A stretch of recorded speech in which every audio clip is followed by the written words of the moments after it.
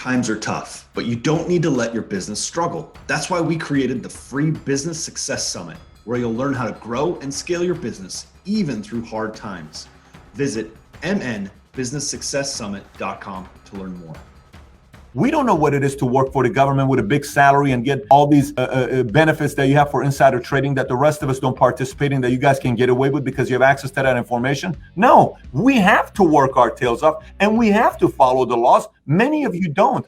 I'm your host, Chaz Wilson. I bring you successful entrepreneurs, add valuable wisdom to your journey, and help you succeed. Welcome to Connect, Share, and Prosper. Hey everybody, welcome to another episode of Connect, Share, Prosper. I'm your host, Chaz Wilson, president and founder of Master Networks, and I am super excited today with my guest. I'm going to give a little introduction for those of you who don't know Patrick Bet-David. Let me just share with you a couple of things, and we're going to jump right into it today because we've got a lot to talk about. But this gentleman, from a humble beginning as a young immigrant escaping war-torn Iran with his parents to founding his own company. Patrick's amazing, has an amazing story, but after high school, he joined the U.S. military. By the way, thank you for your service, and served in the 101st Airborne before starting his business career in the financial services industry. Before he turned 30 years old, he was inspired to launch PHP Agency, an insurance sales, marketing, and distribution company, as well as, and many people have found, Valuetainment on YouTube, which is how I found you, how I was most familiar with you. And you have some amazing video stories, interviews, which I want to talk about in a little bit. But Patrick, welcome to Connect, Share, Prosper today. Thanks for having me, Chaz. Man, super excited. So, just like any time, and I know you do a ton of interviews. You mentioned you have one today. By the way, mention who you have today coming up. It's one of it's Doc Antle from Tiger King. You know this old story that's got 65 million views? It's crazy. I want to be with him in 2 hours. Man, good for you. So I'm going to kind of jump where we are right now, and then I'll go back just a little bit. But I looked up when I first became familiar with you and of you, Valuetainment. I looked up your YouTube channel. You have some amazing interviews on Valuetainment. I just out of my own curiosity, I would love to know who was your favorite interview, and then maybe if there was an interview, like were you ever nervous about meeting somebody, or just curious? Yeah, so that's a great question. So I would tell you, President Bush was great because it was in front of 7,000 people. But that one we couldn't go live with. You only see glimpses of it on YouTube. It's at the Library of Congress. But it was very interesting with him.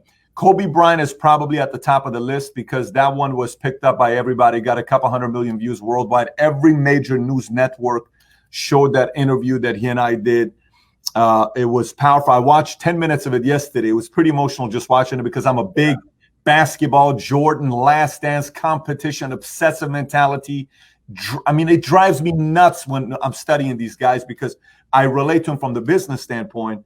But I would tell you the most interesting one was Gloria Allred. Gloria Allred, who is, if you know who she, for people that don't know who she is, they call her the Michael Jordan of sexual harassment lawsuits. I think that's the best way to put it. She is sued and won $250 million of settlements in her career. When she comes out, many men in Hollywood hide. And when we sat down with her and I interviewed her, the interview flipped and she started interviewing me and she started calling me names. It was like, I sat there, I'm like, I don't even know what just happened today. But that was probably one of the most epic ones. And what's crazy is we finished the interview off camera, hugging each other, just a great conversation, leaving, laughing. But while it was going on, you could tell why she is such a great interview. Now, many don't like her. She's not the most liked person in the world, but she is very prolific at what she does. First of all, why Valuetainment? Where did that idea come from, and what's the mission? Who are you serving, and why? So I'm a pretty private guy. I'm the guy that most people had no idea who I was dating. I was the MVP of a company at Transamerica for 3 years, and everybody said, "Who is Patrick's girlfriend?" If I bring a girl out and she's my girlfriend, you have to realize that there's got to be something serious there. So I'm a very private guy. I don't like to have my life being out there in the open. But a couple events took place with me, having been in the insurance industry after I got out of the military, and I wanted to be a bodybuilder. And then I made a decision I'm not going to be a bodybuilder after an event I had at Mr. Olympia. And so So once I went to Morgan Stanley, Dean Witter, got my 7, all this stuff a day before 9/11. I went to the business, pretty low-key guy, but I'm making money. I'm known in the financial industry. I'm known in LA, San Fernando Valley, but I don't want any kind of online exposure, nothing. Then I watched a couple events that took place. Ron Paul in 2007, a presidential candidate, raised $6 million on MySpace in 24 hours. It was a Guinness Book of World Record, number one.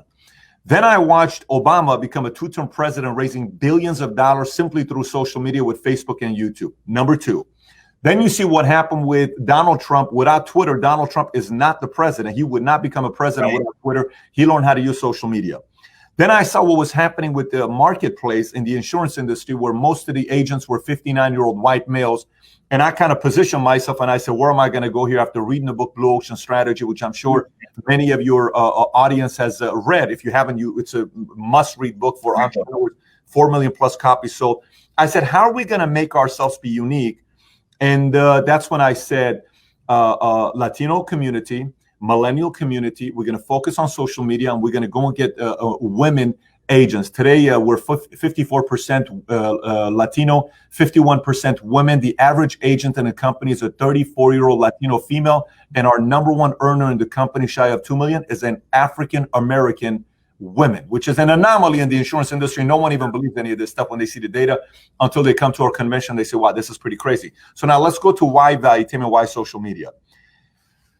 Once I noticed everybody in the world is naked, you have no choice but to be naked. What does naked mean? If I want to find out, Chaz, if you like Trump or not, if I have 10 minutes to research, I can find out if you're a conservative liking Trump or if you don't like Trump. It's not hard to find out.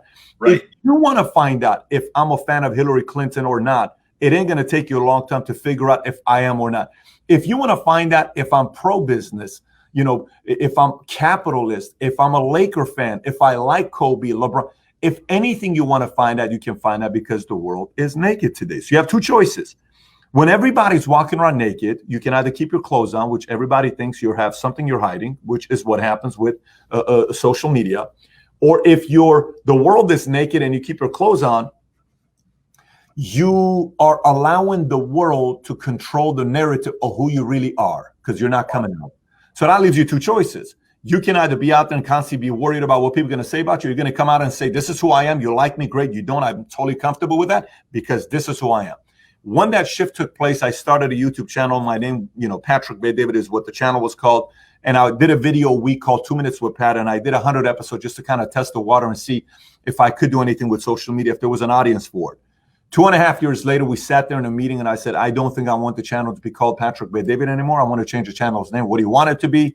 We started writing all these words on the board. I said, we bring value, we entertain, it's becoming a movement. How about Valuetainment? I said, my gosh, it's a beautiful name. I bet no one's ever come out with this name before. So I go and search it. We think we're brilliant. So I go and search it on Google, on valuetainment.com, buy it. It's a publicly traded company out of Germany. The CEO's name is Dirk. I sent an email to the guy. We get on the phone together. He's upset. What do you think? You're going to start a channel called Valuetainment? I said, sell me your domain. No way in the world I'm not selling it to you. I'm a publicly. He shows me the stock. Long story short, I told him, I said, look, I suggest you sell it because I'm going to flood the internet with the word Valuetainment. It's going to come to me, not to you, because you're in Germany. Wow. It's not going to happen. Then 6 months later, send me an email to sell the domain for $500,000. 2 years later, he offered $175,000. He offered me $175,000. A year ago, I ended up buying it for $27,500. He changed his company's name to Valuetees. And now Valuetainment is going to end up being a media company competing in a marketplace on how to tell stories, news, sports, all of that. And the vision's a pretty big vision, but I'm still a CEO of an insurance company. So when this thing is gone and I'm exiting from here, my next play will be media. Man, first of all, this is one of the coolest stories I've ever heard. And then, to unpack that, there's so much wisdom in what just happened right there. I hope you all are listening to what just happened. There's creating a mission. There was confidence there. There was, some business, acumen there that you just said, look, this is what's going to happen. And I think the brilliance was to see, look, I understand your company's called that, but I'm going to take the market share and the mind share where it's not going to make sense for you to have that. I mean, you probably never thought sitting in his office that somebody's going to take the name of his company and basically, go after it. It's brilliant, by the way. I love the interview style. And I don't know, I'm sure, in business, and there's a lot thing I read here about you and some amazing accomplishments, but I don't know if you hear enough. I think you're a fabulous interviewer. Thank you.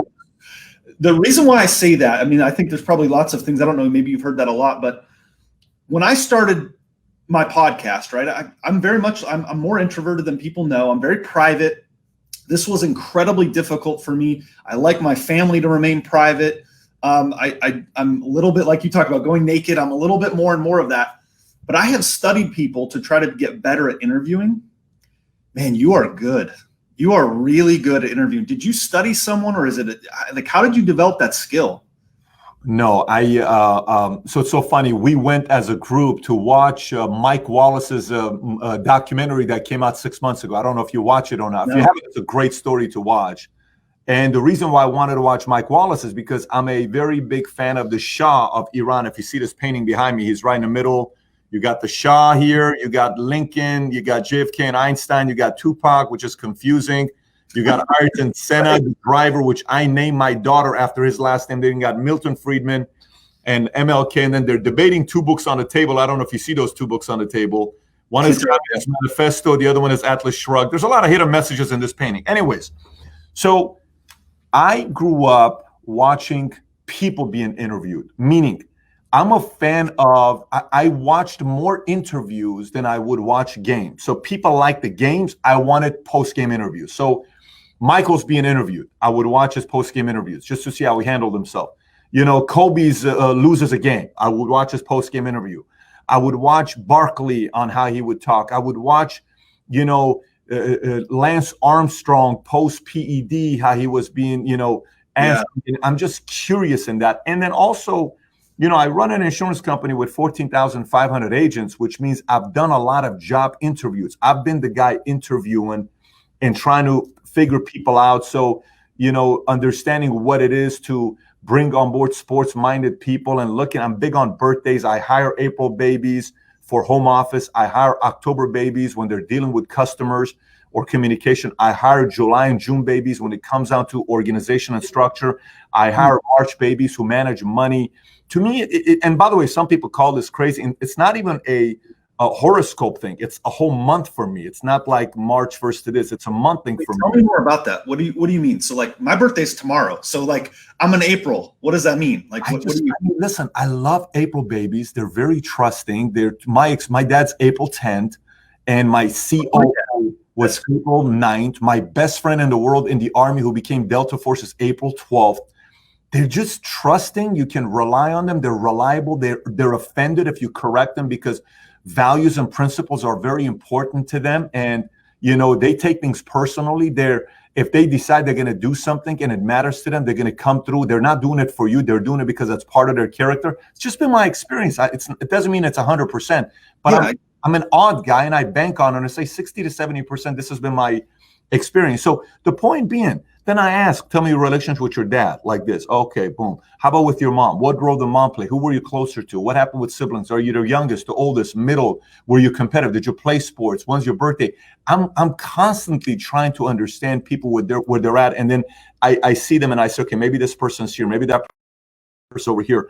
And then based on that, because in life, we get judged based on friends, who we befriend. We get judged on who we marry. And then you get judged on who you go into business with. Yeah. And a big part of who you go into business with is intuition. So if you can't have that part of intuition or the hunch in place, minus the processing that you have, sometimes you're going to pay a price for it. There's nothing worse than a bad friend, a bad spouse, and a bad business partner. Those three have ruined more companies, more lives, more relationships, finances. I mean, it's just so. That's the part when it comes down to interviews. And I like people. I'm a person that's very curious with people, so I want to know more about them. Yeah, I love the curiosity. I was just going to ask you that. I think your curiosity comes through in the interviews. I will say, I've been watching people who interview, and we're going to get to some other stuff. This is more my own curiosity. I watch the people who interview, and now I'm studying the skill, right? I watched recently your interview with Carlos Mencia. Man, I have to tell you, there's a skill I noticed. The interrupt, the calling out, like there was a couple times you're like, Carlos, really? Like you just kept calling him, man. And I was like, honestly, I'm just going to tell you straight up, that for me, that interview I watched, I was like, man, he is a good interviewer. So just kudos to you. That was a cool Thank you. to watch. And I think sometimes that gets missed by people, right? They watch just the entertainment piece, but many interviewers would just let that go by. And you're like, no, hold on. That's not what I was saying. Hold on. Anyway, kudos to you for that. You know what's crazy? You know, him and Joe are speaking. Really? You know, him and Joe are speaking, and that interview could potentially take place. And when it does happen, it's going to get 20 million plus views. Everybody in the world wants to see Joe Rogan with Carlos Mencia. And I have a feeling it's going to happen very soon. You're going to make it happen? No, they've spoken. So I called him out and I said, I want you to go tweet at Joe and let's get together. And he texted me and he says, just so you know, we've spoken and we're trying to see if we can do an interview together. So I think it's going to happen. It's going to be interesting when it does happen. Now, you really have some incredible wisdom that you have shared with business owners. So we have a lot. I see a lot of people making comments and hopping on here. Like there's so much going on right now where people, I mean, we have some people who are doing these Facebook Lives every day who are struggling. They can't visit with their patient or their customer. We're talking with a doctor's clinic who 32 years in business and they had to go to telemedicine, furlough 30 staff, like all of this stuff. Man, what advice quickly do you have? And I know you're writing a book that's about to come out. What advice do you have for entrepreneurs right now in, number one, what they can do today and what they should be looking for in their next move? Yeah, so it's funny you say that. The book here, it's going to come out. It's called Your Next 5 Moves. It comes out August 18th, and the pre-sale just went out with Simon & Schuster. The whole when I think about this book, everybody would always ask me saying, Pat, what are you doing next? And I would say, I have a 20-20-20-20 plan. What's that? First 20 years of your life, don't make a massive mistake. Second 20 years of your life, go make money. Don't worry about passion. Third 20 of your life, go take that money that you made from a career, then put it into the passion and turn the passion into a business. Mm-hmm. Last 20 years of your life, go do politics. Go do something that's given back, whether it's charity, church, or politics, or public service, go do it. So I broke that down. Then it's like, so how do you come up with your next moves and what do you do? Then I said, look, it's been asked so many times.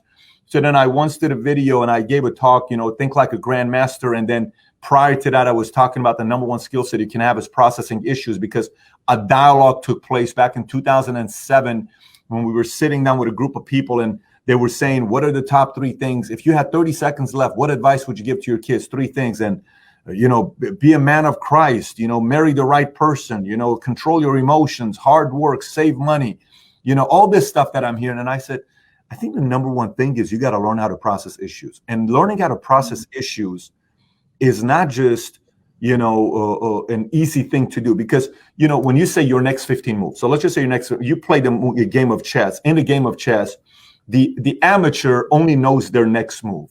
A person that knows kind of what they're doing, they know their next 3 moves. A pro knows 5 moves, their next 5 moves. A master knows 5 to 10 moves. A grandmaster knows 10 or 15 moves. So they know, like a Magnus Carlsen, he knows what he's doing to you and he knows his moves, right? In life, the same happens as well. Sometimes you look at people and you're like, here's a guy, he's in Austria, he comes to US, his father dies, he doesn't go back to the funeral, his family demonizes, tells him you're terrible, you're a terrible son. He says, listen, if my dad was alive, he would tell you right now, he wants me to pursue my dreams. I'm not coming back to Austria. Goes and wins Mr. Olympia, doesn't speak any English. He tells everybody, I'm going to be a freaking star.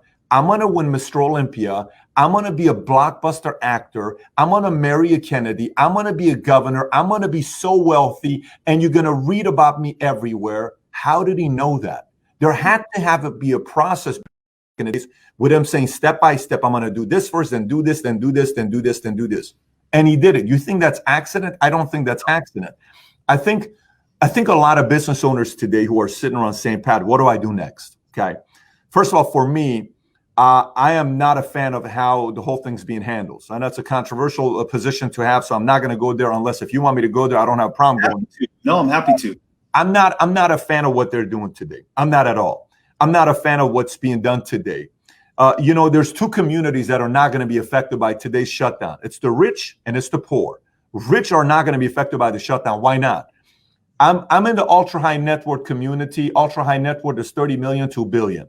When you're in that community, this thing can go for a couple of years. You're fine. You're not going to be affected by it. So all these rich people that are saying, be safe, all these Hollywood stars, stay home, follow your government's, whatever they're telling you. Yeah, it's easy to say when you got $38 million in a bank. It's easy to say when you got a couple $1 billion in a bank. Say that to the person that runs a small business with $190,000 in a bank with doing $2 million a year on top line revenue, small little restaurant, and he's got 19 employees, all of them asking him for money. He's trying to do the right things. Tell it to that person. That person is going through a lot of tough times. Now the poor people, they're doing okay. What do I mean by poor people? Here's what I mean by poor. I had my friend come and cut my hair. This is the only guy I go to. He's an Italian guy. We get along very well. He comes to cut my hair. He brings his stepson with him. His stepson's also cutting hair. So I said, how you doing? He says, I'm doing incredible. I said, incredible? Tell me why. He says, I've made more money in the last 2 weeks than I've made in the last 2 months. I said, what do you mean? I applied for unemployment. I got my stimulus check. It's incredible. I hope this thing goes for a few months. Yeah, right. I'm thinking to myself, so the poor is good. The rich is good. Who's getting hammered? Middle America. Yeah. Middle America is getting their asses handed to them. And everybody is saying, well, what are we going to do for middle America? All these politicians are hurting the same community that they keep saying they want to help them out. Well, you're hurting that community. So now let's talk about them. Let's just say we don't have any control over these politicians and these so-called celebrity politicians who want the camera more than they want to fix problems. Let's talk to the small business owners. Small business owners, here's what you have to be prepared for. Moving forward, whatever you're doing with your business, your entire business model has to be ready to act as if this pandemic is never going away. What do I mean by this? Assume the next virus comes around in the next 5 to 10 years, which now that this happened, it's going to happen more often. So assume the next one comes out 5 to 10 years from now. Assume the president is a Democratic president. Assume the president is a Republican president. Pandemic comes out. Coming out of China, another virus out of Wuhan. It's called such and such 22, 28, right? Right. And 20 and 900 people have died. And it's already spread to this country. That Democratic president's going to get so much pressure from media that they have to shut down. We're going to shut down 1 week, 2 weeks. Because if they don't, they're going to say Trump did it. Right. The Republican Party president's in there. Well, Trump did it. Everybody is going to be compared to the way we handled it the first time, which is shutting things down. So if you don't build your model to a way where you can do it through Zoom, through remote, through any of that stuff, you're going to get your tail handed to you. There's no question about that. That's number one. Number two, as we're going through today, here's also what's going to be taking place. There's going to be those today who are going to shut down. There's going to be those who survive, and there's going to be those that are going to come out stronger. So let's talk about each. Shutdown, they moved too slow. They didn't have money prepared. And quite frankly, it kind of needs to be going out of business. Why? Because there's a cleansing process going on with them. It needs to happen. What do I mean by the cleansing process?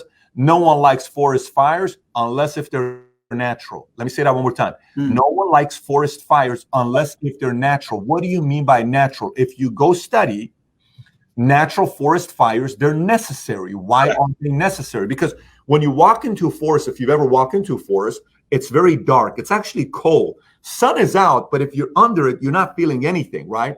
A forest fire cuts down a lot of it. Doesn't cut down, it burns them down and brings them down. The next thing you know, the next day, all this green shows up. What happened to this green? And it's a beautiful green. Now the small business owners who weren't getting sun, now they get it. Because this is why I'm a fan of the too big to fail companies going out of business, giving some market share to the other guys, because these too big to fail companies are another form of monopoly. Every single time the government bails them out, that's a form of monopoly because you're not allowing competition for sure. Business. You are dictating who should be in business and who shouldn't be in business. That's not the process of decision making. That's not the right way they're making decisions. So this leads me to this. Shut down, survive, stronger. I'm in LA 6 weeks ago. We're having a board meeting.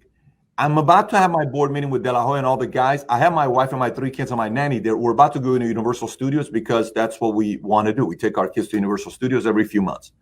I get a call from Bob Kersner and I get a call from Greg Scher, and they say, we're not coming to LA from New York and from Greenwich. Why not? We're worried about coronavirus. What do you mean you're worried about coronavirus? Boom.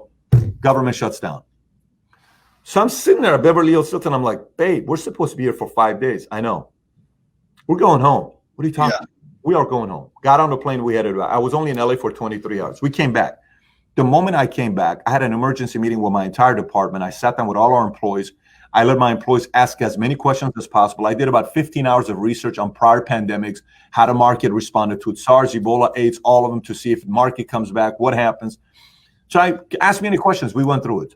Long story short, we sent 80% of our employees home. 20% are still here working. I'm here every day. The last 6 weeks, I'm only missed the office 3 days. It was 3 Sundays. I've been here every other day in the office. So now we make adjustments, we make pivots, and we make everything convert into Zoom. And I start doing VP calls. I do 1 VP call a month. I started doing 3 VP calls per week. I have 16 VPs in the company.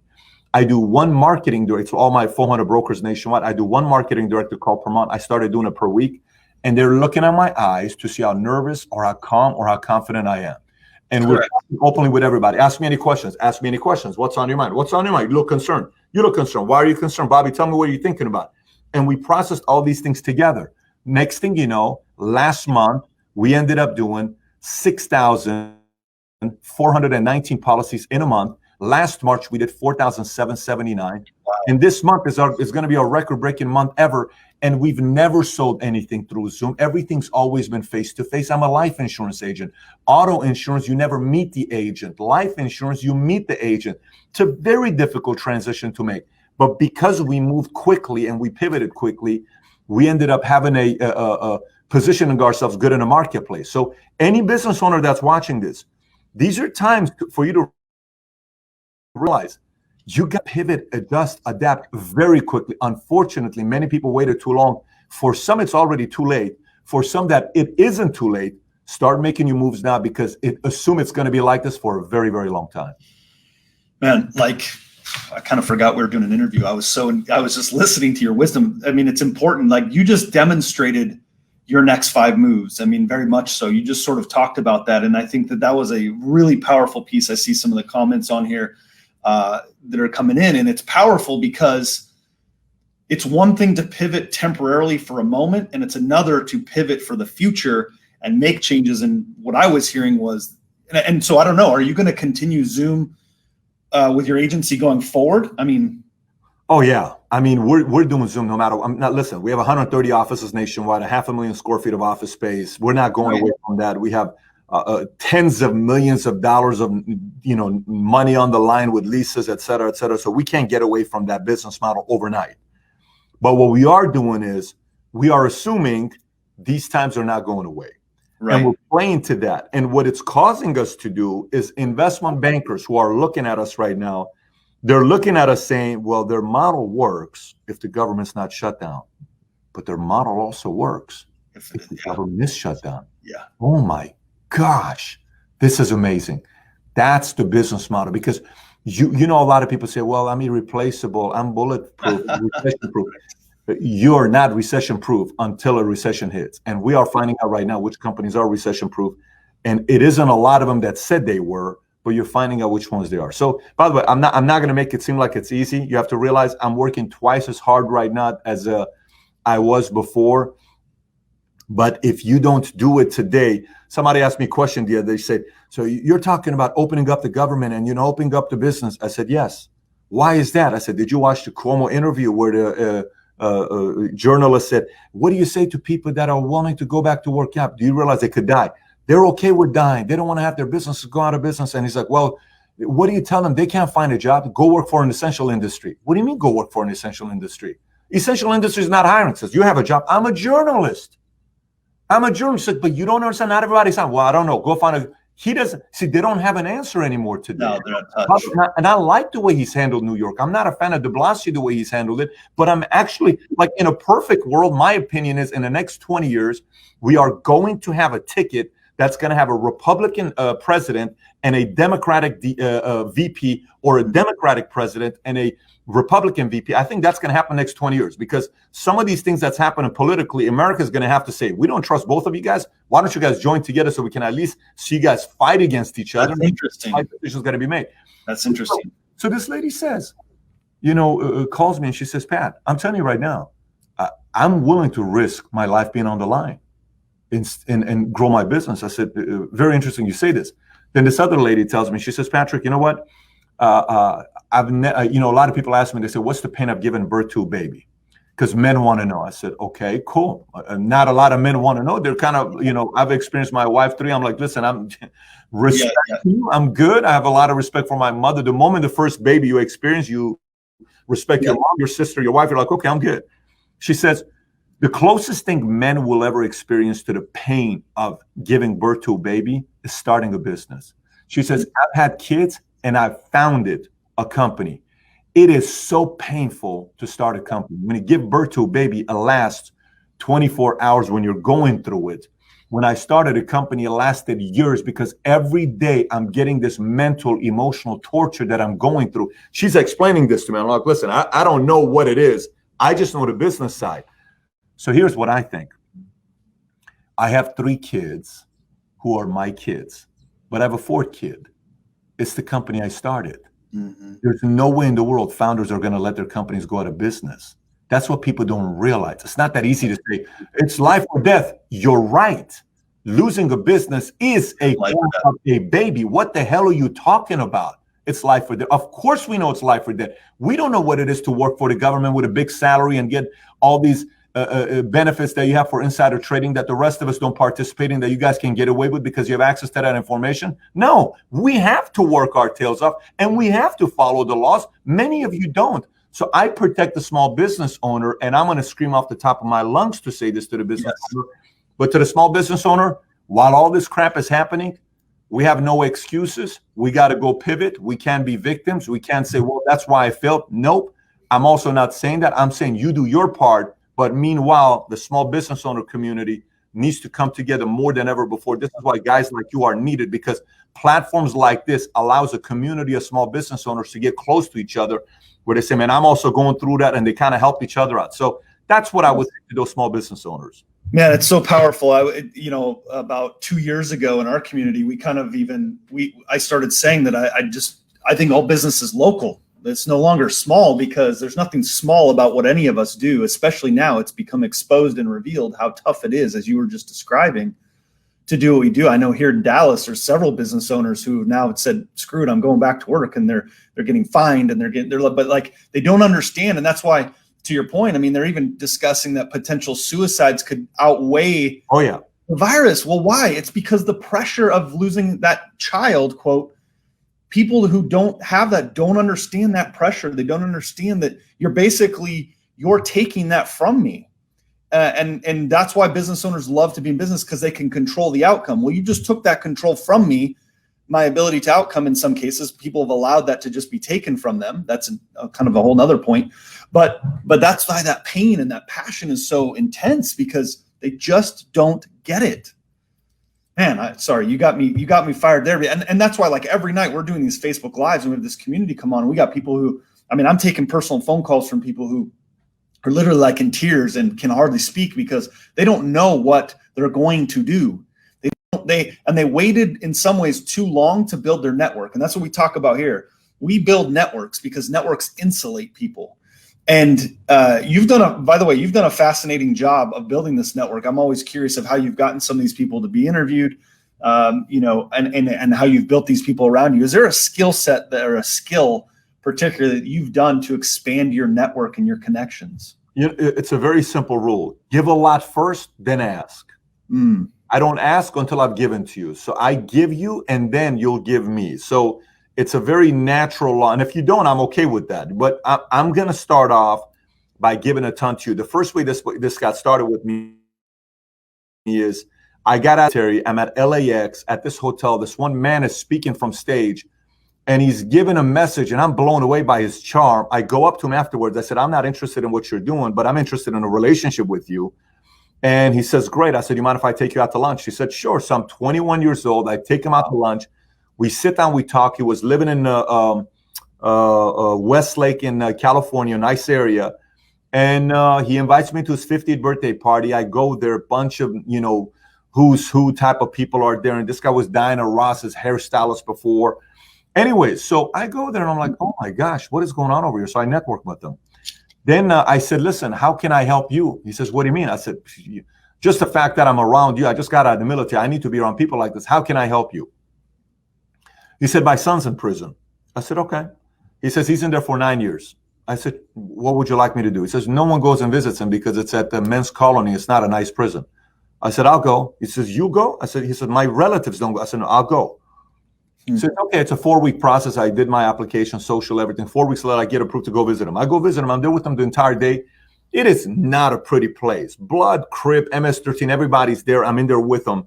And he says, that guy just shanked somebody. He was in the hole for this long. That guy killed 7 people. That guy did this. And I'm in there with him. So I come out. I forget about the meeting that I did. I say, man, it was great spending time with your son. I'll update you later on. No problem. A week later, he invites me to his house. I go to his house.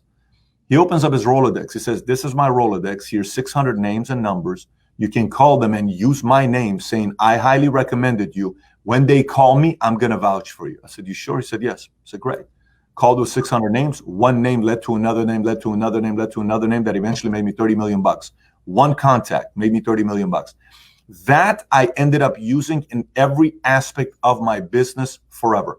The way I got Oscar de la Hoya is we were at a conference called NALBA, and an insurance company that we were doing business with, we went there. We ended up using their software. I made connection with them, and I contacted AIG and other insurance companies to use their software because they were not using their software. And after a negotiation experience with them, and we got in bed with him doing business, he was making money off of us. He told a guy who contacted him saying, I want to invest into an insurance company. Who do you think I should invest into? He says, there's this one CEO I've met that's pretty impressive. You got to talk to him. He makes the connection. The guy talks to my president first. The president makes the contact. We do a 3-way. 2 months later, they put $10 million in a company. You can see it on Crunchbase. But it was, I'm going to do a lot for you than you're going to do for me by pure law. Not by force. If you choose to, great. If you don't, you don't. But a lot of these relationships is by just asking, what can I do for you? What do you need from my end?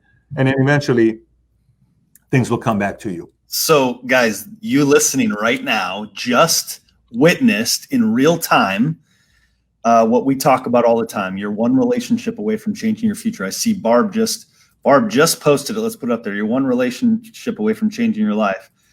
Patrick just demonstrated. I say it all the time, and sometimes I think people go, oh, Chaz said it again. Guys, Patrick just showed, and he did the 2 steps, right? Sometimes you have to buy your way into someone's circle, and there's nothing wrong with that, right? You know, if somebody's a trainer or a speaker, you pay mentors, whatever, or you earn your way, and he earned his way by doing what no one else was willing to do. And what a perfect example of that. By the way, I know one of the things we can do for you in your community is to help with your new book. So guys, again, you want to hold up the book so they can see what it looks like? Your next 5 moves, master the art of business strategy. Patrick Bet David. I will have Andriana post that in the link. She will be posting that in the link here so you guys can get it on Amazon. Go to Amazon, get that book. In fact, do me a favor. Tomorrow's my birthday. So the best birthday gift you can give me is to buy a second copy and give it away to somebody. How about that, guys? Buy 2 copies at least and give one away to somebody who can really be helped right now to help create their 5 next moves. Not the current move that's like, what do I do right now? But what's the next 5 moves that I make? Patrick, man, just absolutely blew my mind with some of that information. What's next for you? What are some of the things you're working on? We'll kind of wrap with that. I know you don't want to share all the strategies and stuff you're working on, but what are some of the things that are in front of you that you guys are pivoting to? First of all, appreciate you for doing that with the book and your birthday, and happy early birthday to you. Thank you. But what's next for me is right now, I told myself I'm going to go 20 years financial industry, which was a day before 9/11, and my 20 years is coming up. So I'm going to be exiting here very soon from the insurance. I'm a majority owner of this company, and I've been the CEO and founder for quite some time now. It's time for somebody else to take it over. It's probably going to happen next year or 2, year and a half. And then once that happens, I'm going to be 100% media, and I'll be building a media company, and we'll have to possibly move to either Greenwich or Florida or LA, one of those 3 places to run the media company. Dallas is not really the biggest media place to be for the kind of talent that I want to get. The reason why Florida makes sense because New York is always used to going to Florida. Yes. Florida may be a good fit. And then LA, everybody's in LA, everybody's in New York. So that's going to be my next play on what I'm doing with the business. But outside of that, there's a lot of other things that we're working on.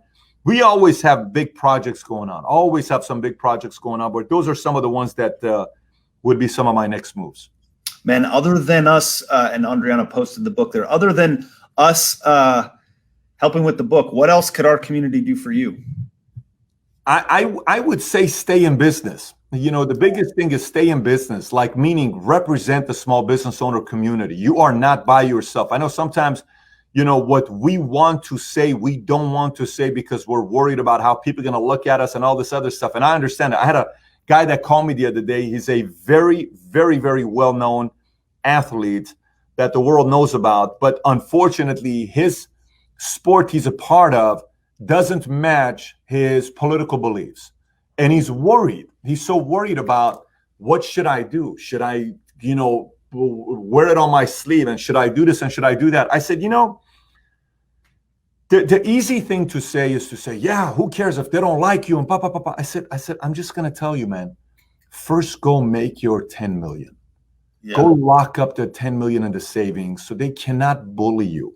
The biggest thing is protect yourself from being bullied. There's a few things I tell my kids every day. I say, there's 4 things we do as a David family. We lead, we respect, we improve, we love. And we don't bully, and we don't get bullied.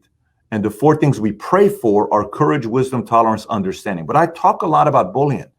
I think there's many different forms of bullying. Media bullies, a kid in high school bullies, a partner can bully, a brother or sibling can bully, parents can bully, a boss can bully, a competitor can bully. There's defamation of character. There's a lot of ways.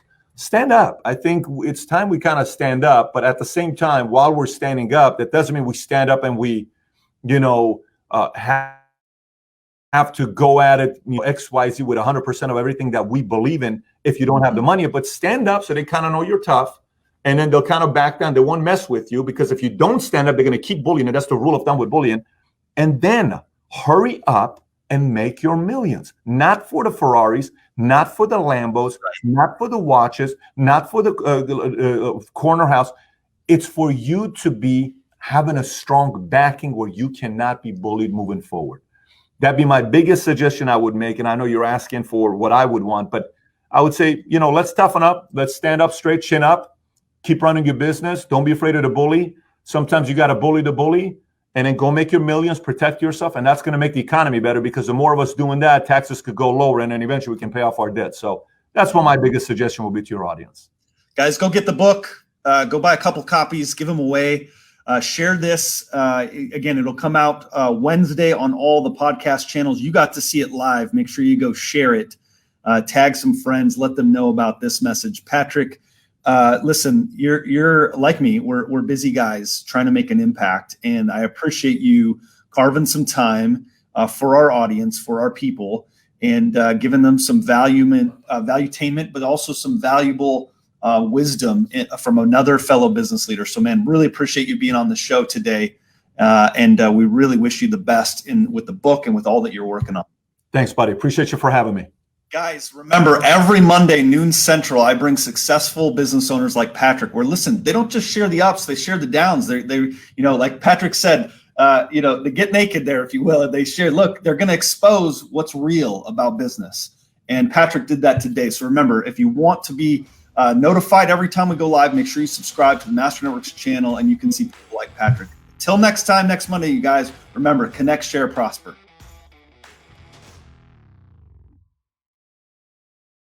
Times are tough, but you don't need to let your business struggle. That's why we created the free Business Success Summit, where you'll learn how to grow and scale your business even through hard times. Visit mnbusinesssuccesssummit.com to learn more.